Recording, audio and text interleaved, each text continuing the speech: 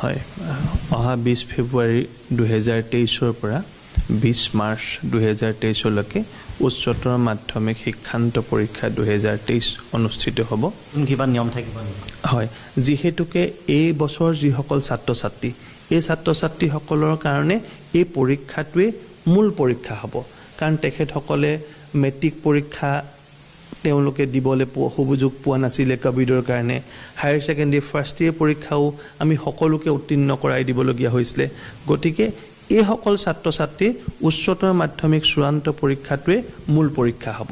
গতিকে first time দিব। গতিকে তেখেতসকলে যাতে অতি সুচিন্তিতভাৱে আৰু সঠিক ৰূপত এই পৰীক্ষাত অৱতীৰ্ণ হ'ব পাৰে, তাৰ কাৰণে আমাৰ ফালৰ পৰা যিখিনি যাৱতীয় ব্যৱস্থা কৰিব লাগে সেই ব্যৱস্থাখিনি ইতিমধ্যে আমি সম্পূৰ্ণ কৰি তুলিছোঁ।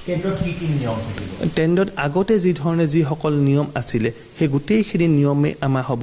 পৰীক্ষাৰ যিখন প্ৰশ্ন কাকত সেই প্ৰশ্ন কাকতখন তেওঁলোকে পঢ়িবৰ কাৰণে আমি যোৱা বছৰ যি ধৰণে 10 মিনিট অতিৰিক্ত সময় দিছিলোঁ সেই অতিৰিক্ত সময়খিনি আমি এইবাৰো দিয়াৰ সিদ্ধান্ত লৈছোঁ, যাতে 3 ঘণ্টা সময় তেওঁলোকে এই প্ৰশ্নখনত উত্তৰ বহীখনত কেৱল লিখিব পাৰে।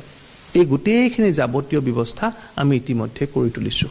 10 মিনিট সময় দিব, সেইটো আগতীয়াকৈ দিব নে লাষ্টত দিব? নাই, আগতীয়াকৈ মানে আমি এইটো নিয়ম এইবাৰ নহয়, আমি যোৱা বছৰৰ পৰা এই নিয়মটো কৰিছোঁ যে আমাৰ প্ৰতিখন পৰীক্ষাত তেওঁলোকে 10 মিনিট সময় কেৱল প্ৰশ্নখন পঢ়িবৰ কাৰণে, যাতে 3 ঘণ্টা অকল লিখিব পাৰে। এই কাৰণে আমি এইটো নতুন নিয়ম নহয়, যোৱা বছৰৰ পৰাই আমি এই নিয়ম কৰিছোঁ আৰু এই নিয়মতে এইবাৰো পৰীক্ষাটো পৰিচালনা হ'ব।